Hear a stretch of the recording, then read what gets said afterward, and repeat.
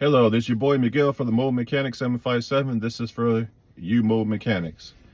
If you have a customer who promised to pay you and does not pay you, getting in a fight is not going to solve this issue. Calling the police is not going to solve your issue. They're going to say it's a civil issue. They don't even want to be involved unless there's some physical altercation. Now, if you had bought my document that's for sale, themobilemechanic757.com, themobilemechanic757.com, this will cover you if they don't want to pay you. But let's say you don't have this, so we'll just put this to the side. What you're going to have to do, you're going to make sure you got their VIN number, the license plates, their name, their address, and their phone number. And what you're going to have to do is you got to call your city and state and find out what is the procedure of taking somebody to small claims court.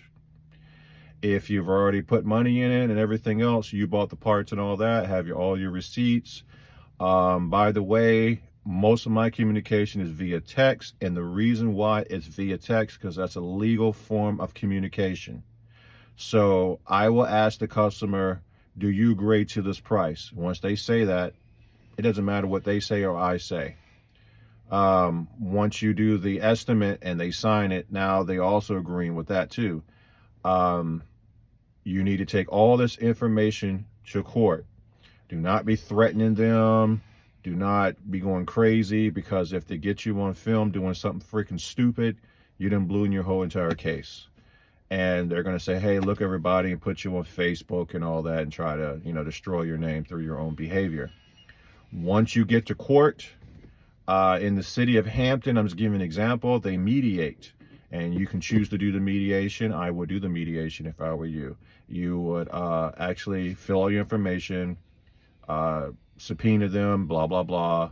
And then what will happen is you and that person will sit in front of each other, and then you guys can work it out. If they choose not to work it out, then you could do a judgment. Once you do the judgment, you find out through your city and state how long it takes for you to start garnishing their wages. You could go to their checks, checking account, or whatever it is, if you know what it is, and you can garnish it to get yourself paid. Then the next step you're going to have to do, which I suggest you do with an attorney, you actually find out through DMV and you find out through an attorney, your city and state, then you're going to put a lien against their vehicle. Once you put a lien against their vehicle and the judge says it, it belongs to you. Now, if you have a shop and it sits there for 30 days, then the shop does what they have to do. But we're talking about mobile mechanics. It's a process. I know it is a process. Be kind. You might get some money out of the situation, but don't bluff. If you're going to take them to court, and follow all the way through. Don't feel sorry for them. Don't hear about them sad stories, because they're not going to listen to their employer with sad stories with their paycheck. So don't you listen to it. That's your bread and butter, taking care of your family.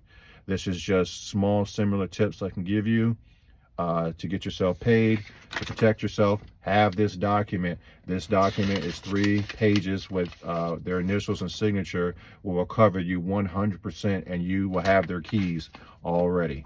And then you go from there. If you like this video, please like, subscribe, and share. Thank you.